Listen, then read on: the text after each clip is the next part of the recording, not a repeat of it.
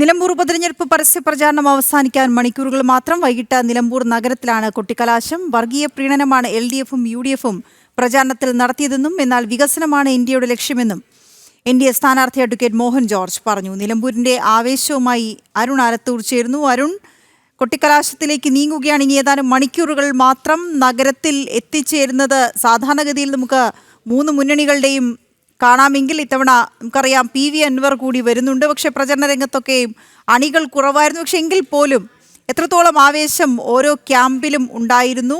വിവരങ്ങൾ. വീണ, അവസാന മണിക്കൂറുകളിലും ആവേശം അതിന്റെ പാരമ്യത്തിൽ എത്തിക്കൊണ്ടിരിക്കുന്ന കാഴ്ചയാണ് കാണാൻ സാധിക്കുന്നത്. ഞാനിപ്പോൾ ഉള്ളത് NDA സ്ഥാനാർത്ഥിയായ ജോർജിന്റെ തെരഞ്ഞെടുപ്പ് പ്രചാരണ റാലിയിലാണ്. വഴിക്കടവിൽ നിന്നാണ് ഈ പ്രചാരണ റാലി ആരംഭിച്ചത്. ഇപ്പോൾ എനിക്ക് പുറകിൽ കാണാൻ സാധിക്കും നിരവധി ഇരുചക്ര വാഹനങ്ങളിലും മറ്റുമൊക്കെ ആയിട്ട് BJP പ്രവർത്തകർ ഇങ്ങനെ ആവേശത്തോടെ ഈ റാലിയിൽ അണിനിരക്കുന്ന കാഴ്ചയാണ് കാണുന്നത്. ഏതായാലും BJPയെ സംബന്ധിച്ചിടത്തോളം NDAയെ സംബന്ധിച്ചിടത്തോളം ഈ തെരഞ്ഞെടുപ്പിൽ വലിയ മുന്നേറ്റം നടത്തുക എന്നുള്ളത് തന്നെയാണ്. മാത്രമല്ല ഈ തെരഞ്ഞെടുപ്പ് വരുന്ന നിയമസഭാ തെരഞ്ഞെടുപ്പിനോട് അനുബന്ധിച്ചുകൊണ്ട് രണ്ട് കാര്യങ്ങൾ, ഒന്ന് വികസനത്തിന് വേണ്ടി, മറ്റൊന്ന് വർഗീയതയ്ക്കെതിരെ എന്നുള്ള സന്ദേശം വിളിച്ചോതുകയാണ് തങ്ങൾ ഈ ഒരു തെരഞ്ഞെടുപ്പിലൂടെ ചെയ്യുന്നത് എന്നുള്ളതാണ് BJP നേതാക്കൾ നേരത്തെ സ്ഥാനാർത്ഥി ഉൾപ്പെടെയുള്ള ആളുകളൊക്കെ പ്രതികരിച്ചപ്പോൾ നമ്മളോട് പറഞ്ഞത്. ഏതായാലും BJPയെ സംബന്ധിച്ചിടത്തോളം NDAയെ സംബന്ധിച്ചിടത്തോളം ഈ തെരഞ്ഞെടുപ്പിൽ പ്രധാനമായിട്ടും അവർ ഉന്നയിച്ചിട്ടുള്ളത് വികസനം എന്നുള്ളതാണ്. കാരണം ഈ ഒരു മണ്ഡലത്തിൽ അനവധി വികസന പ്രവർത്തനങ്ങൾ നരേന്ദ്രമോദി സർക്കാരിൻ്റെ നേതൃത്വത്തിൽ ചെയ്തിട്ടുണ്ട്. അത് അമൃത് ഭാരത് സ്റ്റേഷനിൽ ഉൾപ്പെടുത്തിക്കൊണ്ട് നിലമ്പൂർ റെയിൽവേ സ്റ്റേഷൻ്റെ വികസനമാണെങ്കിലും, അതല്ലെങ്കിൽ നിലമ്പൂർ തേക്കിൻ്റെ പ്രശസ്തിക്ക് വേണ്ടി അതിന് ജിയോ ടാഗ് നൽകിയതാണെങ്കിലും, അത്തരത്തിലുള്ള നിരവധി നടപടികൾ കേന്ദ്ര സർക്കാരിൻ്റെ ഭാഗത്തു നിന്നും ഉണ്ടായിട്ടുണ്ട്. അത്തരം നടപടികളൊക്കെ കൃത്യമായി പറഞ്ഞുകൊണ്ട് തന്നെയാണ് BJP ഈ തെരഞ്ഞെടുപ്പിൽ വോട്ട് തേടുന്നത്. അതേസമയം ഇടതുപക്ഷവും UDFും ഒക്കെ വർഗീയതയെ കൂട്ടുപിടിക്കുന്നു എന്നുള്ളതാണ് BJP പ്രധാനമായിട്ടും ആരോപിക്കുന്നത്. ഇപ്പോൾ ഈ സ്ഥാനാർത്ഥി പര്യടനത്തിൽ നേരത്തെ നമ്മൾ മുതിർന്ന നേതാക്കളൊക്കെ സംസാരിച്ചിരുന്നു. ശ്യാംരാജ്, യുവമോർച്ചയുടെ ദേശീയ സെക്രട്ടറി, അദ്ദേഹം കൂടെ ചേരുന്നുണ്ട്. എങ്ങനെയാണ് ഈ ഒരു അവസാന മണിക്കൂറുകളിലേക്ക് കടക്കുമ്പോൾ പരസ്യ പ്രചാരണം, ആ ഒരു NDA ക്യാമ്പുകളിൽ ആവേശം? അവസാന നിമിഷത്തിൽ NDA ക്യാമ്പ് വളരെയധികം ആവേശത്തിലാണ്, ആത്മവിശ്വാസത്തിലുമാണ്. കാരണം കഴിഞ്ഞ 9 വർഷമായിട്ട് ഇവിടെ യാതൊരു വികസനം കൊണ്ടുവരാത്ത നിലവിലെ MLA അൻവർ, അതോടൊപ്പം തന്നെ 35 വർഷത്തോളം ഇവിടെ MLAയും മന്ത്രിയൊക്കെ ആയിരുന്ന കോൺഗ്രസ്. അപ്പോൾ ഇരു മുന്നണികളെയും ജനങ്ങൾ ഏകദേശം അവിശ്വസിച്ച മട്ടാണ്. അതുകൊണ്ട് തന്നെ ഞങ്ങൾ വളരെ വലിയ പ്രതീക്ഷയിലാണ്. അതോടൊപ്പം ഇവിടുത്തെ തനത് സ്ഥാനാർത്ഥി കൂടിയായിട്ടുള്ള അഡ്വക്കേറ്റ് മോഹൻ ജോർജ്, അദ്ദേഹം ഇന്നാട്ടുകാർക്ക് സുപരിചിതനാണ്. ഇന്നാട്ടുകാരുടെ ദൈനംദിനമായിട്ടുള്ള പ്രശ്നങ്ങളിൽ ഇടപെടുന്ന കർഷക കുടുംബത്തിൽ നിന്നുള്ള നാട്ടുകാർക്ക് എളുപ്പത്തിൽ ഇടപെടാവുന്ന ഒരു വ്യക്തി കൂടിയാണ്. അപ്പോൾ ഇതെല്ലാം കൂട്ടിച്ചേർത്ത് വായിക്കുമ്പോൾ NDA വളരെയധികം വലിയ ആത്മവിശ്വാസത്തിലാണ്. വലിയൊരു മാറ്റം തന്നെ ഉണ്ടാവും എന്നാണ് പ്രതീക്ഷിക്കുന്നത്. തീർച്ചയായിട്ടും വോട്ടെണ്ണി കഴിയുമ്പോൾ വലിയൊരു മാറ്റത്തിലോട്ടായിരിക്കും പോവുക. അതോടൊപ്പം ഞങ്ങൾ മനസ്സിലാക്കിയിട്ടുള്ള ഒരു കാര്യം, പൊതുവെ ഇരു മുന്നണികളെയും ജനങ്ങൾ മടുത്തിട്ടുണ്ട്. അതാണ് നിലമ്പൂരിലെ യാഥാർത്ഥ്യം. നമ്മൾ വീടുകളിൽ പോകുമ്പോൾ ആളുകൾ പറയുന്നു, എന്തിനാണ് കഴിഞ്ഞ 2 തവണ ഇരു മുന്നണികളും ഞങ്ങൾ വോട്ട് ചെയ്തിട്ട് എന്താണ് ഞങ്ങൾക്ക് വേണ്ടി തന്നിട്ടുള്ളത്? അതോടൊപ്പം ഇരു മുന്നണികളുടെയും സ്ഥാനാർത്ഥികളോടും ജനങ്ങൾക്ക് വലിയ താല്പര്യമൊന്നും ഇല്ല എന്നുള്ളത് യാഥാർത്ഥ്യം തന്നെയാണ്. ഇതെല്ലാം ചേർത്ത് വായിക്കുമ്പോൾ വലിയൊരു മുന്നേറ്റം കാഴ്ചവെക്കാൻ വേണ്ടി സാധിക്കും എന്ന് തന്നെയാണ് നമ്മൾ കരുതുന്നത്. കഴിഞ്ഞ ഒരു 10-20 ദിവസങ്ങളായിട്ട് എണ്ണയിട്ട യന്ത്രം പോലെ എല്ലാവരും ഒരുമിച്ച് നിന്ന് പ്രവർത്തിച്ചുകൊണ്ടിരിക്കുകയാണ്. തീർച്ചയായിട്ടും അതിൻ്റെ വലിയൊരു റിസൾട്ട് ഉണ്ടാവുക തന്നെ ചെയ്യും. മലയോര ജനത ധാരാളമുള്ളൊരു മണ്ഡലം കൂടെയാണ്. മലയോര ജനതയുടെ ഒരു പ്രതിനിധി കൂടെയാണ് സ്ഥാനാർത്ഥി അഡ്വക്കേറ്റ് മോഹൻ ജോർജ്. അപ്പം ആ മലയോര ജനതയുടെ ഭാഗത്തു നിന്നും NDAക്ക് അനുകൂലമായിട്ടുള്ള ഒരു നിലപാട് ഈ തെരഞ്ഞെടുപ്പിൽ ഉണ്ടാവും എന്നുള്ളത് തന്നെ. തീർച്ചയായിട്ടും ഞാനേ ഒരു മലയോര ജനതക്കാരനാണ്. ഇടുക്കിയിൽ നിന്ന് ഇവിടെ ഒന്ന് ഒരു 10-20 ദിവസമായിട്ട് വർക്ക് ചെയ്യുന്നു. അപ്പോൾ നമ്മൾക്ക് അവരോട് കൃത്യമായി കണക്ട് ചെയ്യാൻ വേണ്ടി പറ്റുന്നുണ്ട്. മലയോര ജനതയുടെ വിഷയങ്ങൾ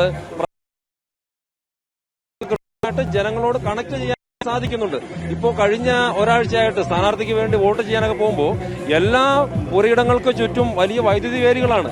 വന്യമൃഗങ്ങളുടെ ശല്യം കാരണം വന്യമൃഗങ്ങൾ സ്വന്തം കൃഷിയിടങ്ങളിലേക്ക് ഇറങ്ങി വരാതിരിക്കാൻ.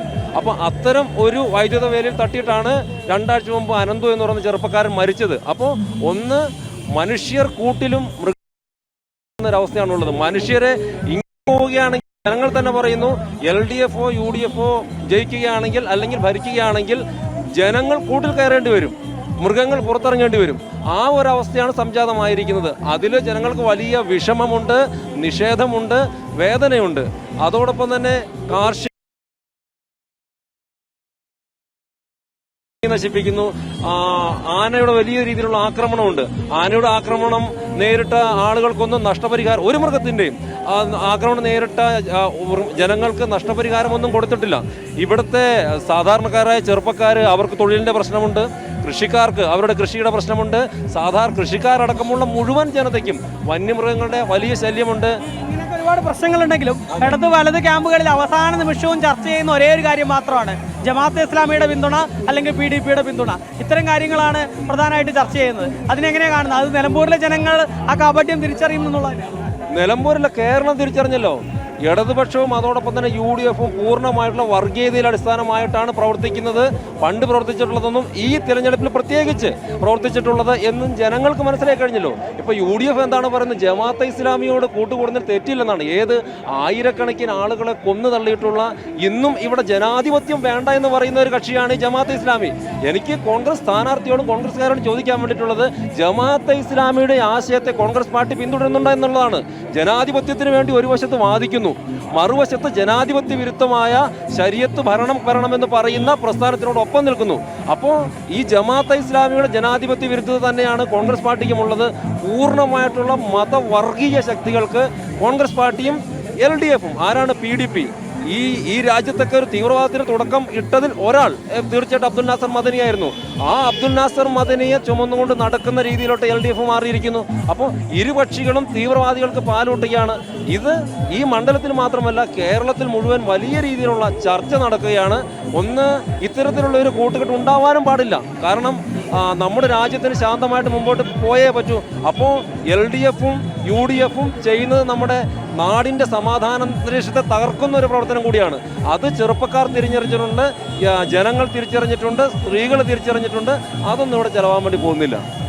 ഏതായാലും ഈ ഇടത് വലത് മുന്നണികളുടെ വർഗീയ പ്രീണനം അത് നാടൊന്നാകെ തിരിച്ചറിഞ്ഞിട്ടുണ്ട്, നിലമ്പൂരിലെ ജനങ്ങൾ തിരിച്ചറിഞ്ഞിട്ടുണ്ട്. ഒപ്പം തന്നെ കേരളം ഒന്നടങ്കം അത് മനസ്സിലാക്കുന്നു നിലമ്പൂരിലെ ഈ തെരഞ്ഞെടുപ്പിലൂടെ എന്നുള്ളത് കൂടെയാണ് യുവമോർച്ചയുടെ ദേശീയ സെക്രട്ടറിയായ ശ്യാംരാജ് പറയുന്നത്. ഏതായാലും സ്ഥാനാർത്ഥിയുടെ പര്യടനം ഇങ്ങനെ പുരോഗമിച്ചുകൊണ്ടിരിക്കുകയാണ്. മഴ ഒരു വെല്ലുവിളിയായിട്ടുണ്ട്. പക്ഷേ മഴയൊന്നും ഈ പ്രവർത്തകരുടെ ആവേശത്തിന് ചോർച്ച നൽകുന്നില്ല. ആ മഴയത്തും BJP പ്രവർത്തകർ ഇരുചക്ര വാഹനങ്ങളിലും മറ്റുമൊക്കെ മഴ നനഞ്ഞും കുങ്കുമ ഹരിത പതാക ഏന്തിക്കൊണ്ട് ഭാരതമാതാവിനെ ജൈവിളിച്ചുകൊണ്ട് നിലമ്പൂരിലെ ഈ മണ്ണിൽ ഈ BJPക്ക് വലിയ രീതിയിലുള്ള മുന്നേറ്റം ഉണ്ടാക്കാൻ കഴിയും എന്ന് പറഞ്ഞുകൊണ്ടാണ് അവർ ആ പ്രചാരണ പരിപാടിയിൽ അണിനിരന്നിട്ടുള്ളത്. ഏതായാലും പ്രചാരണ പരിപാടി ഇപ്പോൾ ആവേശത്തോടുകൂടെ പുരോഗമിച്ചു കൊണ്ടിരിക്കുന്നു. അവസാന മണിക്കൂറുകളിലും ആവേശം അതിൻ്റെ പാരമ്യത്തിലേക്ക് കടന്നുകൊണ്ടിരിക്കുന്നു. ഓരോ മണിക്കൂറുകൾ കടക്കുമ്പോഴും ഇനി പരസ്യപ്രചാരണം അവസാനിക്കാൻ ഏതാനും മണിക്കൂറുകൾ മാത്രമേ ഉള്ളൂ. ആ അവസാന മണിക്കൂറുകളിലും വലിയ ആവേശത്തിൽ തന്നെയാണ് NDA ക്യാമ്പുകൾ. ശരി അരുൺ, ഇനി ഏതാനും മണിക്കൂറുകൾ മാത്രമാണ് പരസ്യപ്രചാരണം അവസാനിക്കാൻ.